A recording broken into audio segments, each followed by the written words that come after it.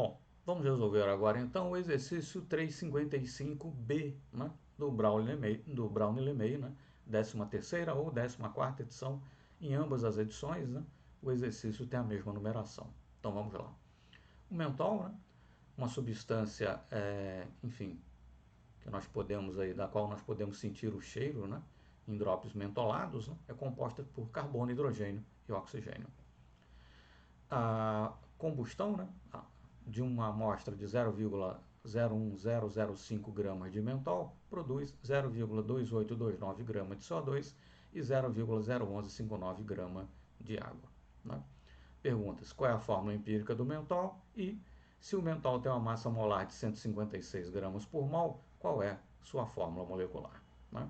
Então nós vamos, nesse caso, determinar a fórmula empírica, né, também chamada de fórmula mínima, e a fórmula molecular a partir de dados da combustão. Né? Conforme nós sabemos, a partir da quantidade de CO2 produzida, nós determinamos a massa de carbono no composto. A partir da massa de água produzida, nós determinamos a massa de hidrogênio no composto.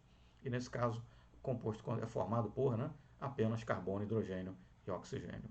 Mas como para promover a combustão nós acrescentamos oxigênio em excesso ao sistema, não temos como saber, né, quanto do oxigênio que está no CO2 e quanto do oxigênio que está na água veio do nosso composto ou veio do próprio oxigênio que acrescentamos em excesso ao sistema, a fim de promover, né, uma combustão completa, de forma tal que a massa de oxigênio é obtida por diferença. Né? Bom, então vamos lá.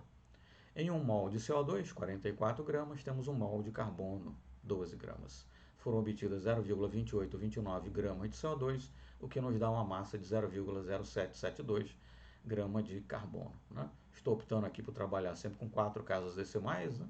A calculadora te dá 5, 6 casas. Se for o caso, arredondamos aí a 4ª casa, mas enfim, trabalhar com 4 casas, né? E deixar para fazer algum arredondamento no final, se for o caso. Mas enfim. Em 1 mol de água, 18 gramas, temos 2 mols de hidrogênio, 2 gramas. Foram produzidas 0,1159 gramas de água, o que nos dá uma massa de hidrogênio de 0,0129 gramas. A massa de amostra que foi enviada para análise, 0,1005 grama. Subtraindo dessa massa a massa de carbono e a massa de hidrogênio, o que sobra é a massa de oxigênio, 0,0104 grama. Né? Então, partindo agora para essa parte aqui superior, né, esquerda do slide, massa de carbono, massa de hidrogênio, massa de oxigênio. Dividindo cada uma das massas pelas respectivas massas molares, nós chegamos aí a um número de mols, né, de carbono, hidrogênio e oxigênio. Isso já é uma fórmula química. Né?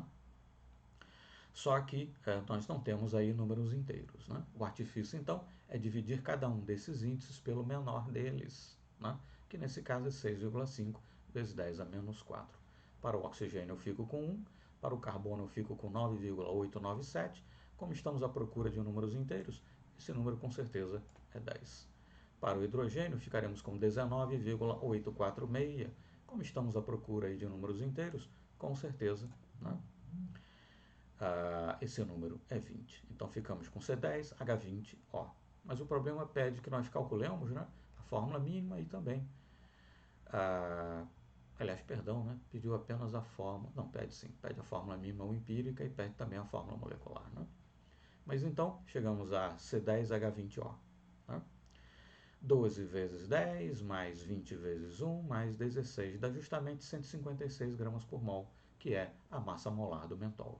Então, essa daqui é a fórmula molecular. Né? E é também, no fim das contas, a própria fórmula mínima ou empírica, né? Porque não existe aí nenhuma relação entre números inteiros menor do que essa, através da qual nós possamos expressar a proporção, enfim, através da qual carbono, hidrogênio e oxigênio, né, se combinam para formar o mentol. Né? Eu poderia ainda, por exemplo, dividir aqui por 10, dividir 20 por 10, né? Perdão, dividir 10 por 10, dividir 20 por 10, mas aí no caso o oxigênio já é um número inteiro, e é 1 esse número, né? Não é divisível aí, né, por 10, nem por 2, se eu pudesse, enfim, poderia dividir o 10 do carbono por 2, o 20 do hidrogênio por 2, mas enfim, nós temos um número, né, inteiro já para o oxigênio, não é um número divisível por nenhum outro número. Moral da história, no caso do mentol, né, a fórmula molecular e a fórmula mínima empírica, na verdade, coincidem, né, são exatamente a mesma, tá certo? Com isso, então, fica resolvido o exercício 355P, né, do Browne e LeMay.